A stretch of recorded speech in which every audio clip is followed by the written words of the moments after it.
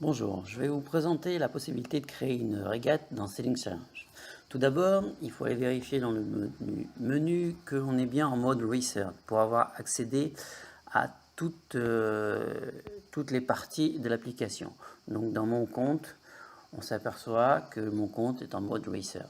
Il y a 3 modes, Free, Navigateur et Racer. Racer, c'est la possibilité d'accéder et de créer des régates. Sinon, il faut faire un update de compte.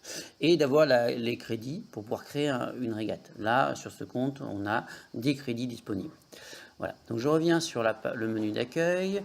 Je fais gérer les parcours. Donc là, on va créer un nouveau parcours. On clique sur le bateau nouveau, créer un parcours. Donc, on lui doit donner un nom. Donc, on va faire une petite régate qui va faire Cannes-les-Îles, par exemple. On part de Cannes et on va aller aux îles, donc Cannes, les îles. Voilà. Pays, on va faire ça, c'est en France. Donc on va dans le menu, on cherche France, on y est presque. Attention, attention, attention. Hop là. France, ok. La ville, on va mettre la ville de départ, donc Cannes.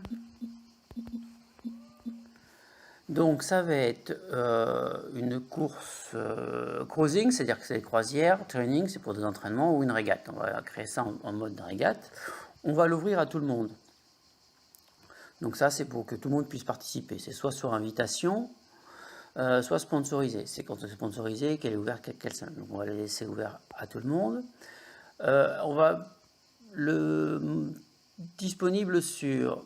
Donc c'est à partir de quand elle est disponible. Donc on va le mettre à partir de... là on va mettre le 5 août, c'est très bien, à partir d'aujourd'hui. Ça c'est pour quand on veut fixer une date de départ unique. Et elle sera valide pendant... on va mettre un an. Done. Donc la régate va se faire soit en solo, soit en équipage, ou en équipage solo. Donc ça c'est en soi, c'est juste une indication si on veut privilégier en équipage, en solo. C'est juste à titre indicatif, ça n'empêchera pas les gens de le faire soit en solo, soit en équipage. Mais bon, ça sera un peu la règle de course. HN ou IRC, ça sera le rating qui sera utilisé pour cette régate. Actuellement, on peut le faire que sous l'un ou l'autre. Instructions de course. Les instructions de source, c'est là où on va marquer, écrire quelles sont les règles de la course. Donc là, je vais rien mettre, je vais juste mettre un peu de texte au hasard comme ça.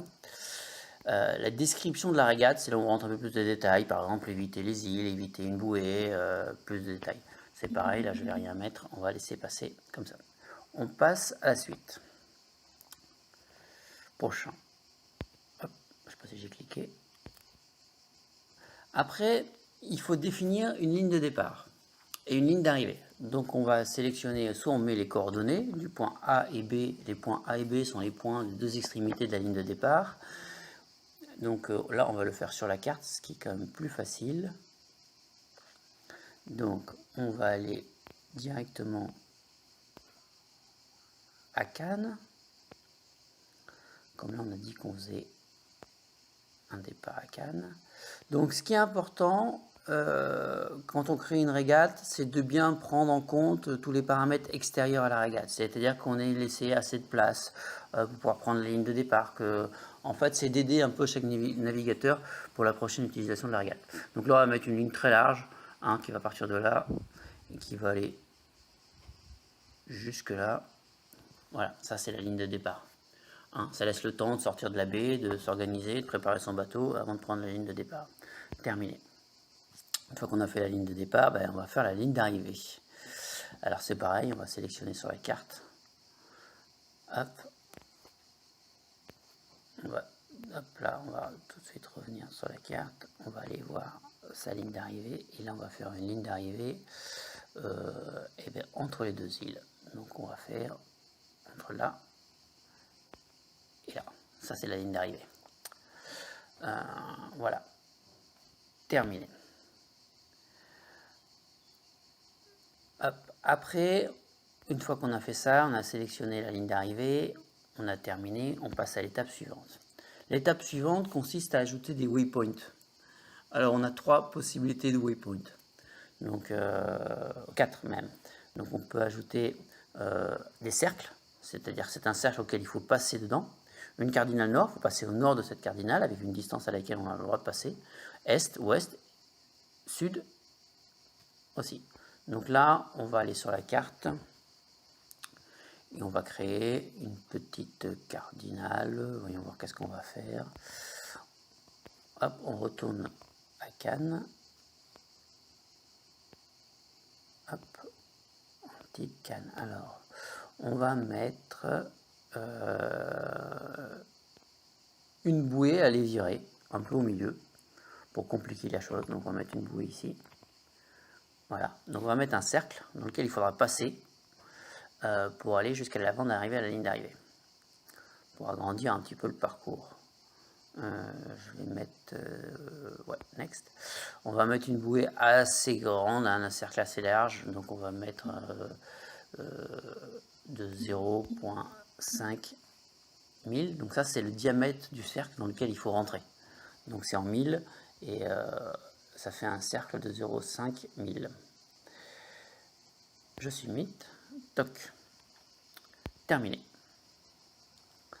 Voilà, donc là on a créé un point de passage, un cercle de 0,5 1000. On peut ajouter ou enlever des waypoints, en ajouter. On va arrêter là. Donc là on retrouve Cannes-les-Îles.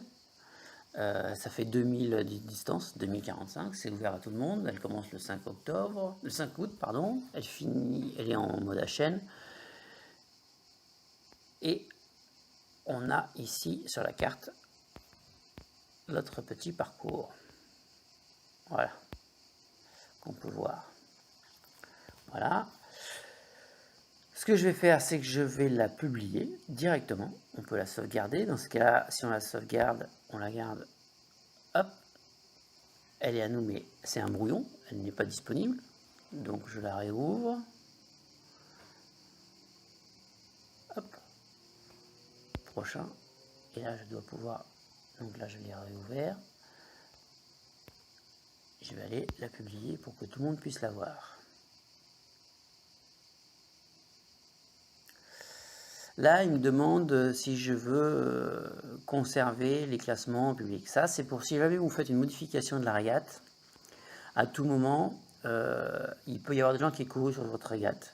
Donc, si c'est une modification de texte ou de positionnement qui n'ont pas un effet majeur sur la régate, on conserve le classement qui est existant. Si vous avez modifié complètement le parcours, effectivement, tous ceux qui ont couru vont perdre leur classement parce qu'il faut modifier le parcours, c'est plus le même pour tout le monde. Donc là, on conserve, c'est juste une question de présentation. Donc je vais revoir, donc là, maintenant on va aller voir notre régate. On fait menu, liste des parcours, on va aller sur la page d'accueil, on va y aller par la carte, sélectionner un parcours.